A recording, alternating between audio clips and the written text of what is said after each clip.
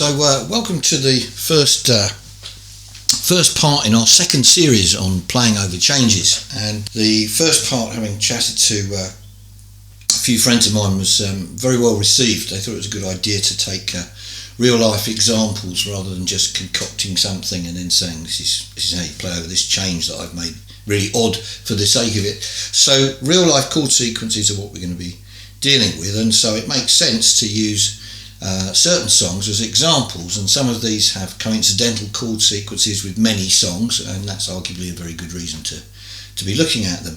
Now, in the last series we looked at the sequence C, E7, A minor, C7, F, G, F, G, which appears in a couple of songs, but the one I thought of at the time was Bell Bottom Blues, which comes from the Eric Clapton album, or should I say the Derek and the Dominoes album, Layla and Other Assorted Love Songs. So if you haven't seen that series, it's really important you go back and have a look at that. There's going to be some cross-referencing from one video to another, because if there isn't, you're not going to be making progress. You don't want to be learning something and then putting it in a box and then coming back and learning something which is really the same thing, or linked to it at least, but not make that connection. So that would be a little bit daft. But let's just say, as an overview, when we're looking at playing over changes, we're looking at sequences which have chord changes in them which prevent us from playing one scale right the way through. Now, as I say, Bell Bottom Blues was a good example of that, and this next song I'm going to take, this could be a couple of things. This could be a level 42 song called Lessons in Love. It could also be The Dock of the Bay. Arguably that's the closest reference point really, but certainly level 42 is another example. I think you'll find even the beginning of Rock and Roll Suicide by David Bowie, another example of the same changes or very similar changes.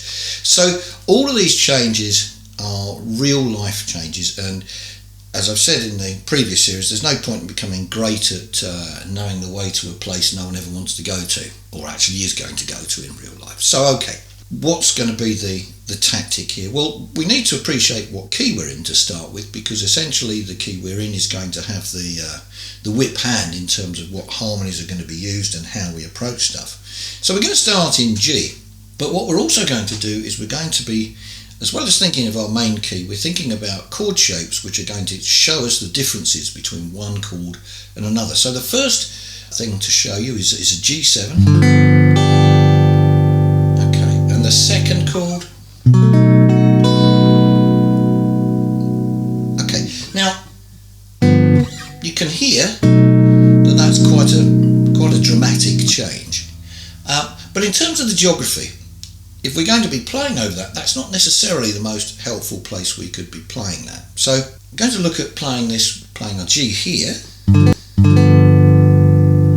our B7 here.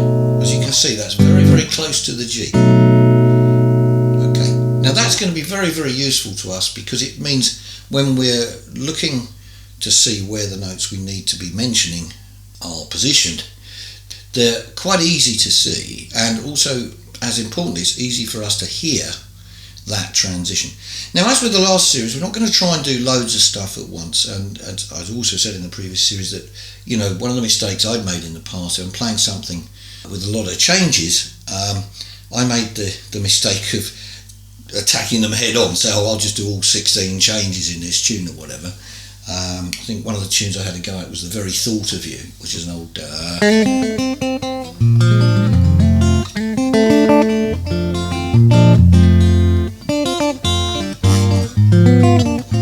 you know, there are loads of these changes, and I was trying to play over all of them. Got very confused in the end. So what we're going to do, we're just going to take that first change in this first segment. Here's a little diagram for you. So we've got G7,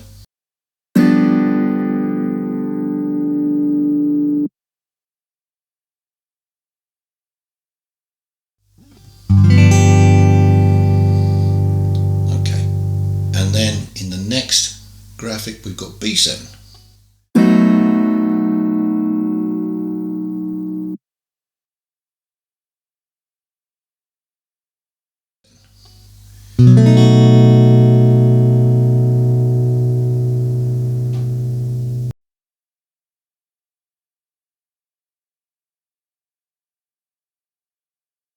So our next thing is to think to ourselves, well, okay, if we're going to play something in G, what sort of G is it? Well, this is very much a sort of soul-y, Motowny, sort of bluesy feel to it, this song. So it's going to be a G7th. And that allows us to play, I suppose you could say, that sort of slightly seasoned major pentatonic. Those sort of tunes. So we've got the minor third and the major third.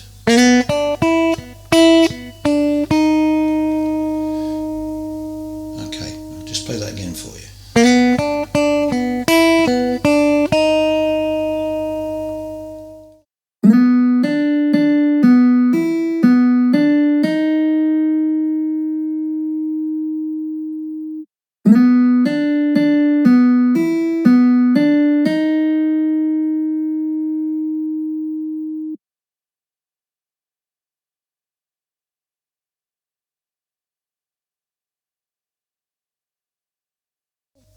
Okay, so that gets us from G7 to B7. Okay, here's another example.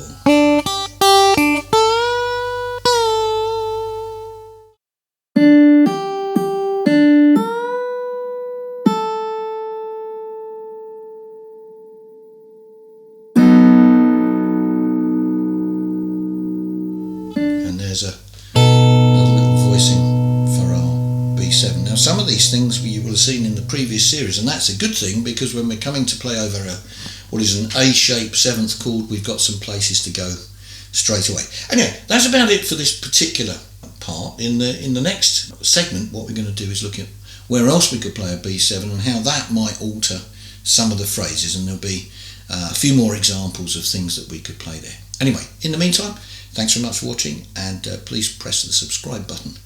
Bye for now.